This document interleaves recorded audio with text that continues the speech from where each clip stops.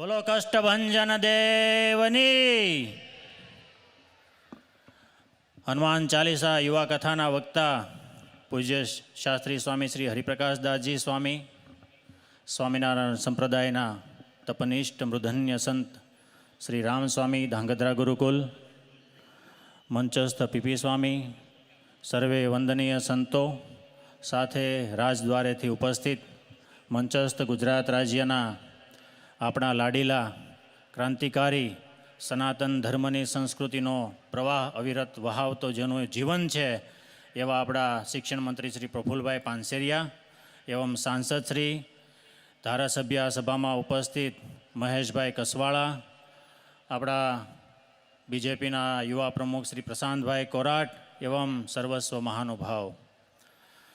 આપણે બધા મિત્રો જાણીએ છીએ એમ ગઈકાલે આપણે ખૂબ જ અનેરો અને ઐતિહાસિક દિવસ ઉજવો, અને સાચા અર્થમાં કહેવા જઈએ તો એ દિવસ એવો હતો કે હે ભારત કે રામ જગો મેં તુમ્હે જગાને આયા હું, સો ધર્મો કા ધર્મ એક બલિદાન બતાને આયા હું. આવું કોણ કહેતું હતું? કાલનો આપણો સાંજનો જે માહોલ હતો, હનુમાન જન્મોત્સવ હતો, એ માહોલની અંદર નાચતો દરેક યુવાન કહેતો હતો. સાચા અર્થની અંદર આપણા માટે ખૂબ જ ગૌરવની વાત છે કે આ પ્રખ્યાત સંસ્કૃતિની અંદર તણાતો યુવાન અને એ માહોલની અંદર લાખો યુવાઓ હનુમાન ચાલીસાની ધૂન ઉપર, જય શ્રી રામના નારા ઉપર, સનાતન સંસ્કૃતિના તાલે નવું વર્ષ ઉજવતા હતા. એ ખરેખર આ દેશની એક વિરલ ઘટના હતી.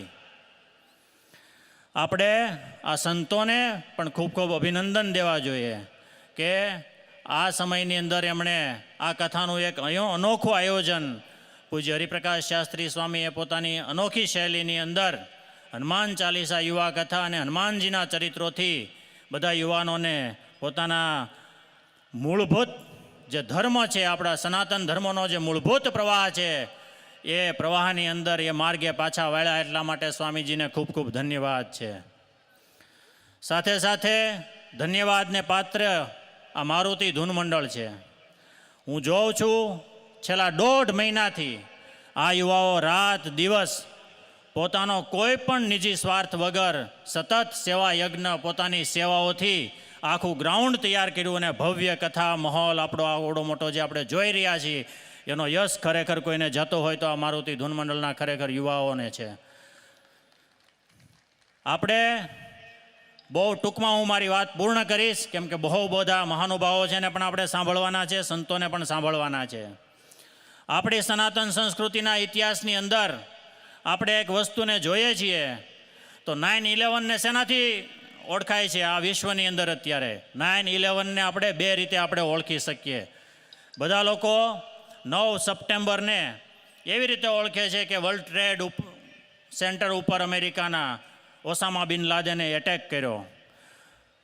એટલે એની સાથે સાથે હકીકતમાં દરેક ભારતીય ગૌરવપૂર્ણ 9/11ને તો સ્વામી વિવેકાનંદના 9 સપ્ટેમ્બર 1893નો જે દિવસ હતો, જેણે શિકાગોની ધર્મસભાની અંદર ભારતની સનાતન સંસ્કૃતિને ગજવી હતી, એ દિવસને યાદ કરીને આપણે બધાને ધન્યતા અનુભવવી જોઈએ. આપણે એટલે સનાતન ધર્મની જે મૂળ સંસ્કૃતિ છે એના 2 પ્રવાહો, સારું શિક્ષણ હોય, સારા સંસ્કાર હોય તો એનું એક પરિણામ એવું આવી શકે કે એક વિનાશ તરફ જાય અને એક આખી સમગ્ર વિશ્વની જે સંસ્કૃતિ છે એને ઉદ્ધવ માર્ગે આખી લઈ જાય. એ 2 મુખ્ય કારણો છે.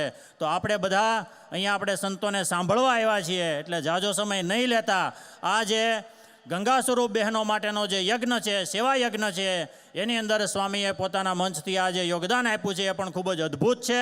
અને એની અંદર દરેક લોકો જે સહકાર આપી રહ્યા છે એ પણ ખૂબ ધન્યવાદને પાત્ર છે. અને હું ચોક્કસ કહી શકીશ કે મારુતિ ધૂન મંડળનો જે યુવા છે એ આજે કાર્ય કરી રહ્યો છે. આપણા ઉપનિષદોની અંદર કીધું છે, ઈશાવાસ્યમિદમ સર્વમ યત કિંચ જગત્યામ જગત તેન તક્તેન ભૂંજિતા.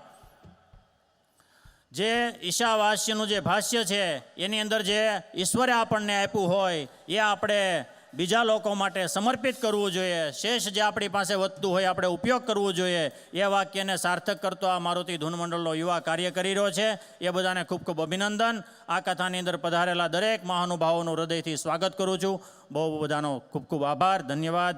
જય બજરંગબલી.